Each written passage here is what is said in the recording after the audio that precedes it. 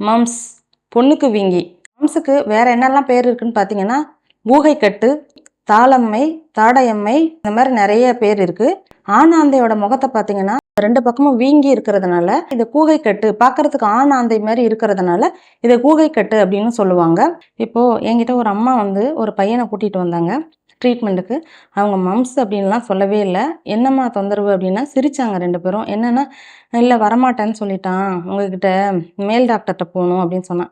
சரி என்ன கம்ப்ளைண்ட்மா சொல்லுங்க அப்படின்னா, என்னன்னு தெரியல, இவனுக்கு வந்து ஒரு வாரமாக வந்து விதப்பை வீங்கியிருக்கு, தொட்டாலே கல் மாதிரி இருக்குது, ஜுரம் அடிச்சுக்கிட்டே இருக்குது, அவனால் யூரின் பாஸ் பண்ண முடியல, வயிற்று வலிக்குதுன்னு சொல்கிறான், சாப்பிடவே மாட்றான், சோர்ந்து சோர்ந்து படுத்துக்கிறான் அப்படின்னு சொன்னாங்க. எத்தனை நாளாப்பா இருக்குது அப்படின்னு கேட்டேன். ஒரு 10 டேஸாக இருக்குது, ஆனால் இப்போ 2-3 நாளாக ரொம்ப வலி ஜாஸ்தியாக இருக்குது அப்படின்னு சொல்கிறப்போ, ஏன்ப்பா என்ன என்ன யூரினரி ட்ராக்ட் இன்ஃபெக்ஷன் ஏதாவது இருக்கா, ஜுரம் வந்துச்சா அப்படின்னு நான் ஏதாவது கேட்குறப்ப அவங்க ஒன்றுமே இல்லை,